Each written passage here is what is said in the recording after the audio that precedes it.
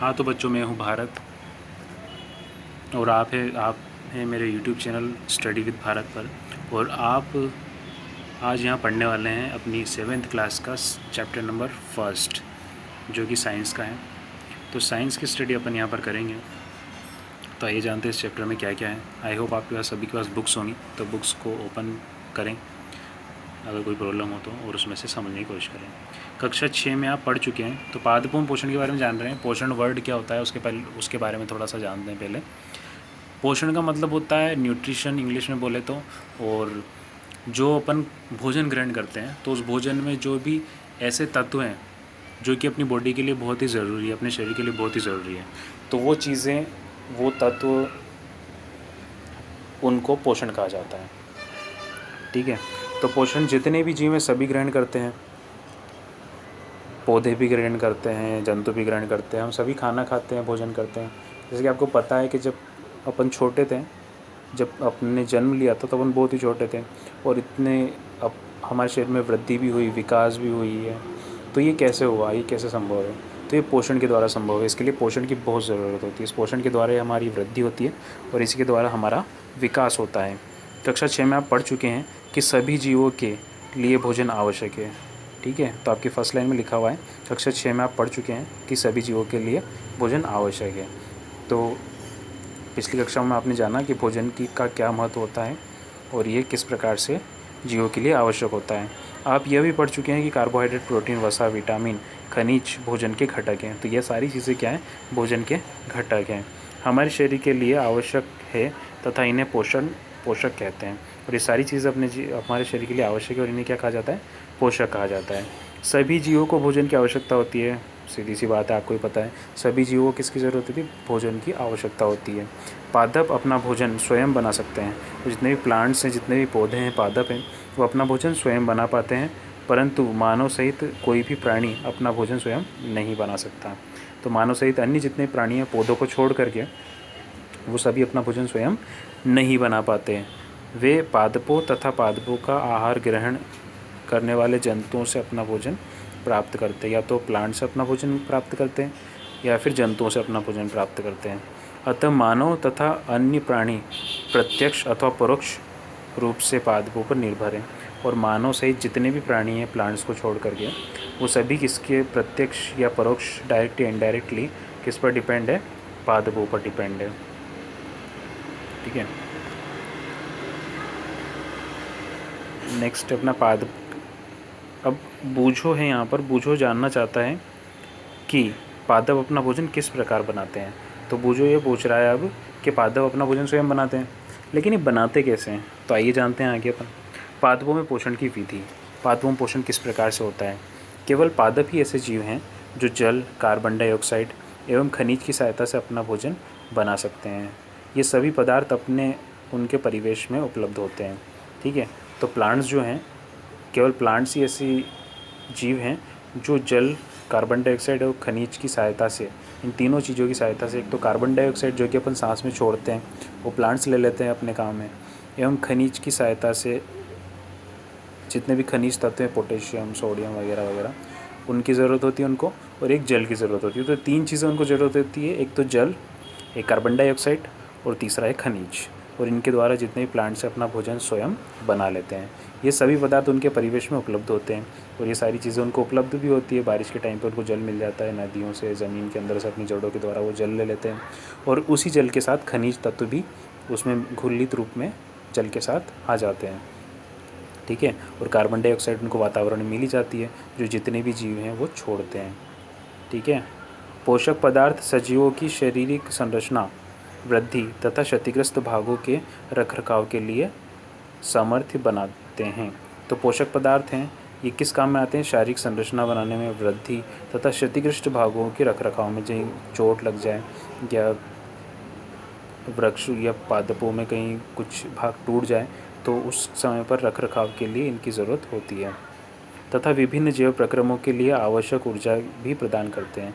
तो विभिन्न जैव प्रक्रम जितने भी हैं, पाचन है, श्वसन है, जो भी अपने हमारे शरीर में भी होते हैं, ये सारे जैव प्रक्रम के अंतर्गत आते हैं। तो इनके लिए भी काय की आवश्यकता होती है? ऊर्जा की आवश्यकता होती है। और ऊर्जा कहाँ से प्राप्त होती है? इन्हीं पोषण से प्राप्त होती है। सजीवों के द्वारा भोजन ग्रहण करने एवं उसके उपयोग की विधि को पोषण कहते हैं। सजीवों द्वारा भोजन ग्रहण करने और उस भोजन के उपयोग कैसे करें, उसकी जो विधि है उसको पोषण कहते हैं। तो यहाँ पे पोषण की परिभाषा अपन को मिल रही है, इसको अंडरलाइन करके या नोट भी कर सकते हो, अंडरलाइन कर लेना अपनी बुक में। सजीवों द्वारा भोजन ग्रहण करने, तो सजीव द्वारा भोजन ग्रहण कर लिया गया एवं इसके उपयोग की विधि को, और ग्रहण करने के बाद उसको किस प्रकार से उनका शरीर जो है वो उपयोग करता है, इस विधि को क्या कहते हैं, पोषण कहते हैं।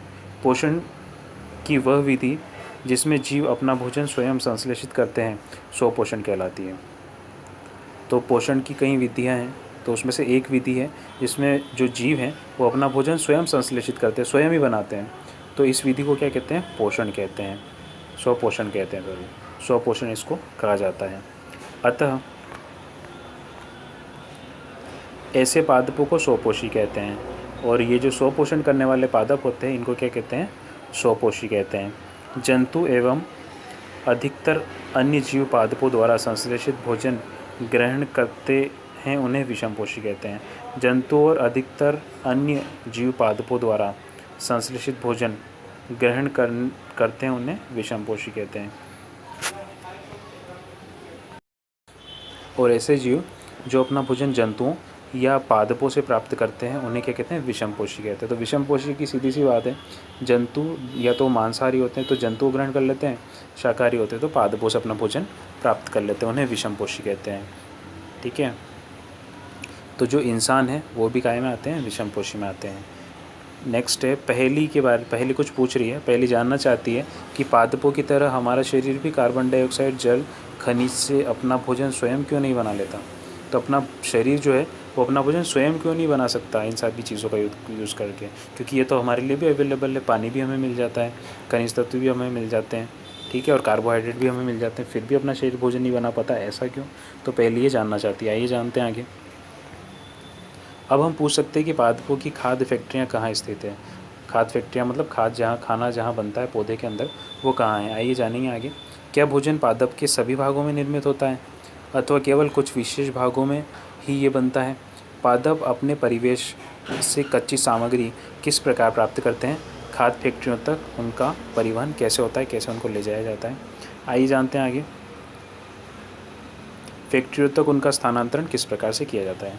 तो प्रकाश संश्लेषण पादपों में खाद्य संश्लेषण का प्रक्रम क्या है, खाना कैसे पादपों में बनाया जाता है, वो इस टॉपिक के अंदर अपन जानेंगे। प्रकाश संश्लेषण, तो प्रकाश संश्लेषण के द्वारा आपने सुना भी होगा, प्रकाश संश्लेषण के द्वारा जो हरे पौधे होते हैं अपना भोजन बनाते हैं।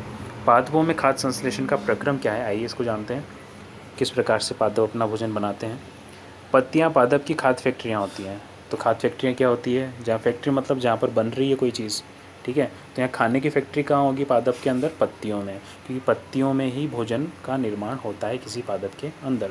पादपों में खाद्य पदार्थों का संश्लेषण उनकी पत्तियों में होता है, अतः सभी कच्चे पदार्थ उन तक पहुँचने चाहिए। तो पत्तियों तक जितने भी कच्चे पदार्थ हैं जो भोजन के लिए आवश्यक है उनको पत्तियों तक पहले पहुँचाया जाता है, और उसके बाद ही खाना बनाने का काम शुरू होता है। मृदा में उपस्थित जल एवं खनिज जड़ मूल द्वारा अवशोषित किए जाते हैं, ठीक है। तो जल और खनिज जो हैं जड़ों के द्वारा अवशोषित कर लिए जाते हैं। तो अवशोषित कैसे किए जाते हैं, जड़ों के द्वारा क्या अवशोषित किया जाता है, जल अवशोषित किया जाता है कि जो कि भोजन बनाने में वृक्ष के लिए काम आता है।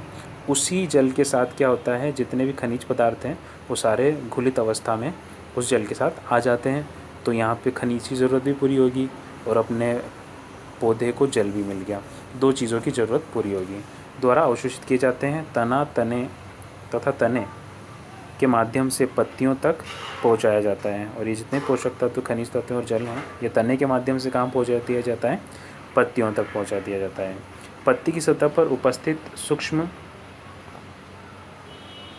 रंध्रों द्वारा वायु में उपस्थित कार्बन डाइऑक्साइड प्रवेश करती है।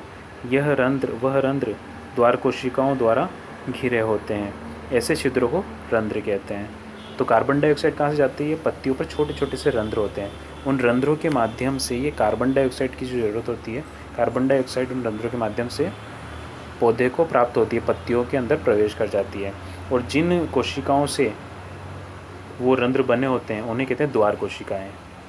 ठीक है, वो एक द्वार की तरह कार्य करती है। जब वो खुल जाती हैं तो कार्बन डाइऑक्साइड अंदर जा पाती है, और जब वो बंद होते हैं, वो कोशिकाएं बंद होती है, तो वो नहीं जा पाती, कार्बन डाइऑक्साइड अंदर नहीं जा पाती। तो इसीलिए इन्हें द्वार कोशिकाओं के नाम से जाना जाता है। द्वार कोशिकाओं को आप चित्र में भी देख सकते हैं।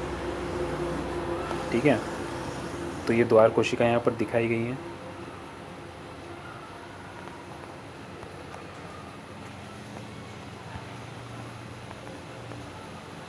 तो यहाँ पर देखो बूझो क्या पूछ रहा है, बूझो कुछ जानना चाहता है। बूझो जानना चाहता है कि जड़ द्वारा अवशोषित जल एवं खनिज पत्तियों तक किस प्रकार पहुँचते हैं। तो आपने जान ही लिया किस प्रकार पहुँचते हैं, जड़ों से तने में और तने से पत्तियों तक जल तथा खनिज को पहुँचा दिया जाता है। आगे देखते हैं बॉक्स में क्या लिखा हुआ है। आपने देखा कि इमारतें ईंटों से बनती हैं। तो इमारतें जो कोशिकाएं क्या होती है, कोशिकाओं के बारे में जानते हैं, इस बॉक्स में बताया हुआ है कोशिकाएं क्या चीज़ होती हैं। इमारतें जो होती है, जैसे कि आप जानते हो जितनी बिल्डिंग्स होती है वो कैसे बनी होती है, ईंटों से बनी होती है। इसी प्रकार सजीवों का शरीर सूक्ष्म इकाइयों से बना होता है। जिस प्रकार से घर है, छोटी छोटी, बड़ा सा घर कैसे बना होता है, छोटी छोटी ईंटों से बना होता है। इसी प्रकार से हमारा जो शरीर है ये छोटी छोटी कोशिकाओं से बना होता है। ठीक है, जो कि कोशिका कहलाती है। तो छोटी छोटी इकाइयों से हमारा शरीर बना होता है, किसी जीव का शरीर बना होता है, जो कि क्या कहलाती है, कोशिकाएँ कहलाती है। कोशिकाओं को सूक्ष्मदर्शी द्वारा देखा जा सकता है। तो कोशिकाओं को अगर आपको देखना है तो किसका उपयोग करना पड़ेगा, सूक्ष्मदर्शी का उपयोग करना पड़ेगा। कुछ जीव मात्र एक कोशिका के बने होते हैं। तो देखो क्या बात है यहाँ पर, कुछ जीव तो ऐसे होते हैं जिनमें केवल एक ही कोशिका होती है, एक ही कोशिका से वो बने होते हैं। कोशिका एक पतली हास बाह्य संरचना द्वारा घिरी होती है, और कोशिका के बाहर एक पतली सी झिल्ली होती है जिसे कोशिका झिल्ली कहते हैं। पतली सी परत होती है जिसे कोशिका झिल्ली कहते हैं। इसमें केंद्रक में स्थित एक संपुट सुस्पष्ट संरचना, तो देखो इसमें केंद्रक में स्थित एक सुस्पष्ट संरचना भी होती है जो केंद्रक कहलाती है।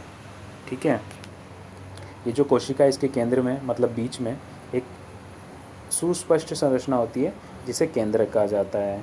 तो अपन ने क्या जाना, वही कोशिका होती है, कोशिका झिल्ली से घिरी होती है, उसके बीच में एक साफ दिखने वाली एक संरचना होती है, उसे केंद्रक कहते हैं।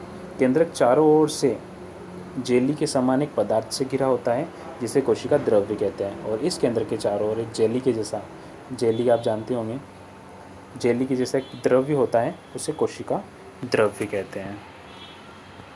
तो यहाँ पर चित्र में भी आप देख सकते हो कोशिकाओं को, कोशिका का आरेख चित्र यहाँ पर दिया हुआ है। यहाँ पर केंद्रक दिखा हुए हैं, बहुत सारी कोशिकाएं हैं यहाँ पर, इन कोशिकाओं के अंदर केंद्रक दिखाए हुए हैं, और कोशिका द्रव्य भी है जो कि केंद्रक के बाहर आपको भरा हुआ दिखाई दे रहा है, डॉटेड जो है, डॉट डॉट डॉट करके है। कोशिका झिल्ली, और उसके एक कोशिका को अगर आप ध्यान से देखोगे तो चारों तरफ एक लाइन है जो उसको उसकी बाउंड्री बना रही है। इसे क्या कहा जा सकता है, कोशिका झिल्ली कहा जा सकता है। ठीक है, आगे देखिए यहाँ पर, जल एवं खनिज वाहिकाओं द्वारा पत्तियों तक पहुँचाए जाते हैं। तो जल खनिज वाहिकाओं द्वारा क्या होते हैं, पत्तियों तक पहुँचाए जाते हैं। तो जल जो भी एब्जॉर्व किया जड़ों ने, तो उनको पहुँचाना है हमें पत्तियों तक, क्योंकि वहीं पर भोजन बनने वाला है। और वहाँ तक पहुँचाने के लिए वाहिकाओं की ज़रूरत पड़ेगी, नलिकाओं की ज़रूरत पड़ेगी। उन नलिकाओं के द्वारा जल को पहुँचा दिया जाता है, और उन्हें क्या कहा जाता है, वाहिकाएँ कहा जाता है। ठीक है,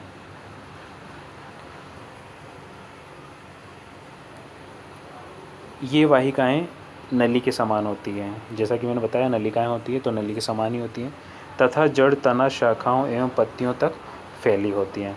और ये वाहिकाएँ पूरे वृक्ष में फैली होती है, जड़ से लेके, तने से लेके शाखाओं तक, और पत्तियों तक भी ये जाती हैं। पोषकों को पत्तियों तक पहुंचाने के लिए ये वाहिकाएँ एक सतत मार्ग बनाती हैं। ठीक है, तो एक रास्ता बनाती है, एक सीधा रास्ता, ये वाहिकाएँ, जिन वाहिकाओं के द्वारा जल को ले जाया जा सके।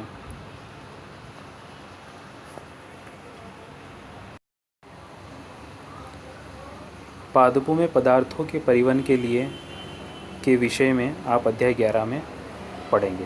तो पादपों में परिवहन जो है उसको डिटेल में अपन पढ़ेंगे लेसन नंबर 11 में, तो वहीं पर इसके बारे में अपन विस्तृत से चर्चा करेंगे। अभी के लिए इतना बहुत है, और आगे देखते हैं पहेली क्या कहना चाहती है। पहेली जानना चाहती है कि पत्तियों में ऐसी क्या विशेषता है कि वे खाद्य पदार्थों का संश्लेषण कर सकती है, परंतु पादप के दूसरे भाग नहीं। तो पत्तियों में ऐसा क्या है कि वो खाना बना सकती है, खाद्य पदार्थ का संश्लेषण कर सकती है, लेकिन अन्य भाग नहीं कर पाते, ऐसा क्यों है? तो आइए इसको जानते हैं आगे।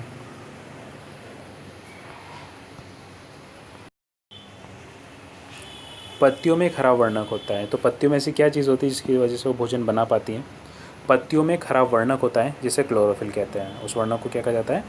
क्लोरोफिल। और पत्तियों में क्या चीज़ होती है? क्लोरोफिल होती है। अब ये क्लोरोफिल क्या बोला है? ये एक हरे कलर का वर्णक है, ठीक है, जो पत्तियों के अंदर पाया जाता है और इसी की वजह से खाना बना पाती हैं वो। आपने देखा होगा कि पत्तियाँ किस कलर की होती है? हरे कलर की होती है। और वो क्यों होती है? क्योंकि उसमें ये वर्णक पाया जाता है जिसका नाम क्लोरोफिल है। इसी की वजह से पत्तियों का रंग भी हरा होता है। क्लोरोफिल सूर्य के प्रकाश, सौर प्रकाश की ऊर्जा का संग्रहण करने में पत्ती की सहायता करता है। तो क्लोरोफिल क्या करता है? सूर्य के प्रकाश का संग्रहण करने में, उसको ग्रहण करने में क्या करता है? पत्ती की हेल्प करता है, क्योंकि सूर्य के प्रकाश की आवश्यकता होती है इनको भोजन बनाने के लिए। इस ऊर्जा का उपयोग जल एवं कार्बन डाइऑक्साइड से खाद्य संश्लेषण में होता है। और ये जो ऊर्जा होती है जो सूर्य के प्रकाश से मिलती है, ये जल एवं कार्बन डाइऑक्साइड से खाद्य संश्लेषण में, जल और कार्बन डाइऑक्साइड का उपयोग करके भोजन के संश्लेषण के लिए, खाद्य संश्लेषण के लिए इसका उपयोग, इस ऊर्जा का उपयोग किया जाता है। क्योंकि खाद्य संश्लेषण सूर्य के प्रकाश की उपस्थिति में होता है। खाद्य संश्लेषण कैसे कब होता है? सूर्य के प्रकाश की उपस्थिति में होता है। तो आपने सुना भी होगा कि जो पौधे होते हैं ये अपना भोजन सूर्य के प्रकाश से बनाते हैं। तो वहीं उसी टाइम पर सूर्य का प्रकाश जब उन पत्तियों पर गिर रहा हो तभी वे अपना भोजन बना पाती हैं, इसलिए इसे प्रकाश संश्लेषण कहते हैं। अतः हमने देखा कि क्लोरोफिल, सूर्य का प्रकाश और कार्बन डाइऑक्साइड,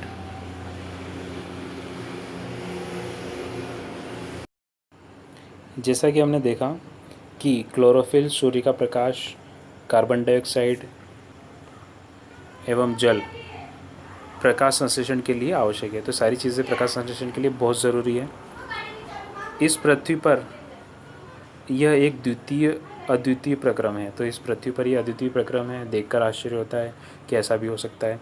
पत्तियों द्वारा सौर ऊर्जा संग्रहित की जाती है। तो पत्तियों के द्वारा तो क्या की जाती है? सौर ऊर्जा को संग्रहण किया जाता है तथा पादप में खाद के रूप में संचित हो जाती है, ठीक है।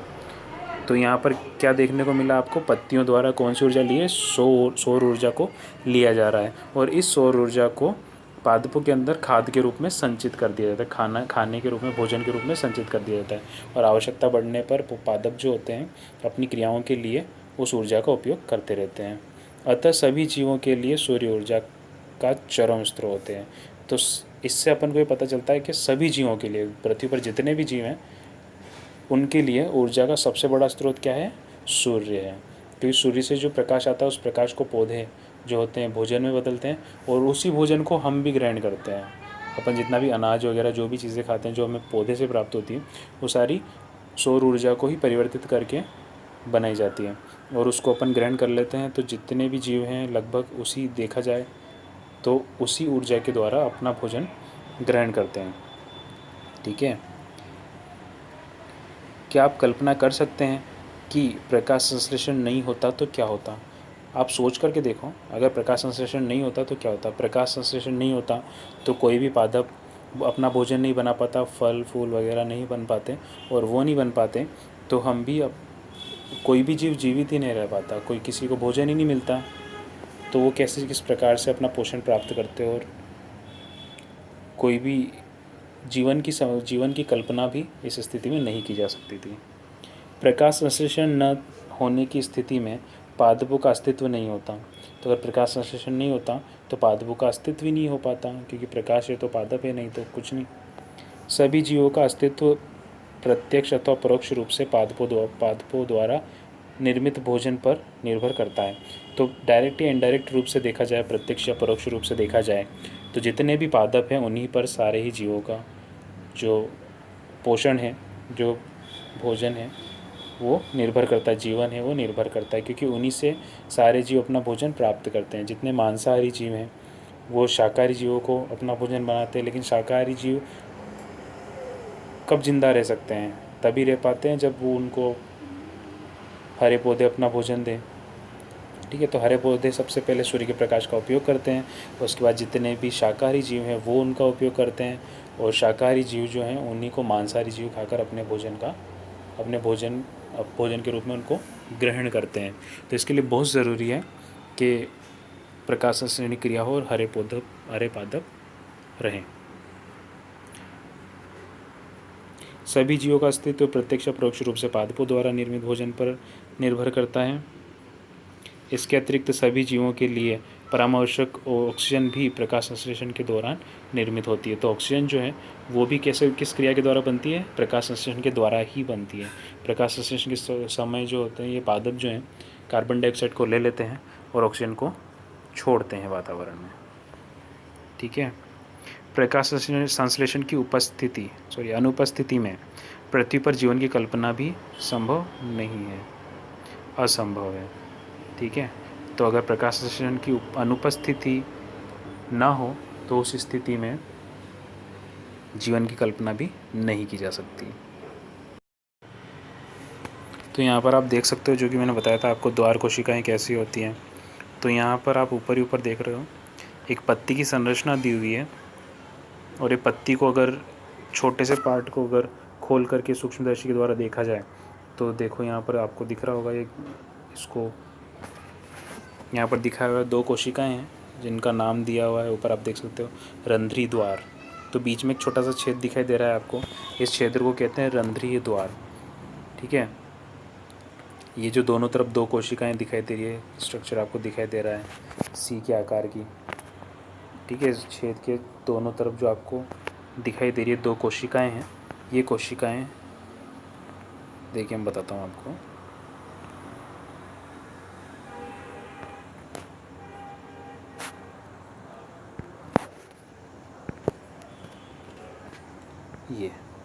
एक तो ये और एक ये दोनों कोशिकाएं, इन कोशिकाओं को द्वार कोशिकाएं कहते हैं। और आप यहाँ पर देख सकते हो,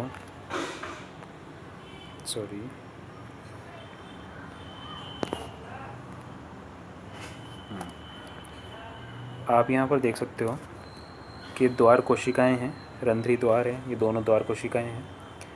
और यही चीज़ें यहाँ पर बीच में आपको जो छिद्र दिखाई दे रहा है इसको कहते हैं रंध्री द्वार या द्वार। और ये जो दोनों इस छिद्र को जो 2 कोशिकाएं घेरे हुए हैं इनको कहते हैं द्वार कोशिकाएं।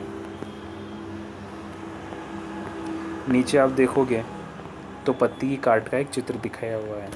पत्ती को जब काटा जाए, एक पतली सी स्लाइड ली जाए, तो आप देखोगे यहाँ पर पत्ती की काट। अब यहाँ पर आपको क्लोरोफिल दिखाया हुआ है, क्लोरोफिल इस तरह से दिखाई देता है, यहाँ पर आप देख पा रहे होंगे।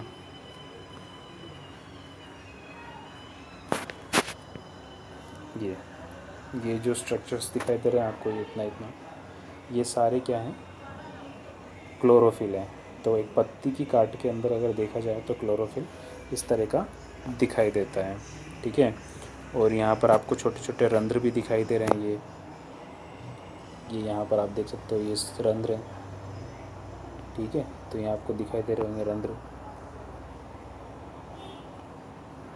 और यहाँ पर आप देखोगे तो द्वार कोशिकाएं हैं। यहाँ पर देखोगे तो ये द्वार कोशिकाएं खुली हुई हैं, देखो यहाँ पर। ठीक है। तो ये है।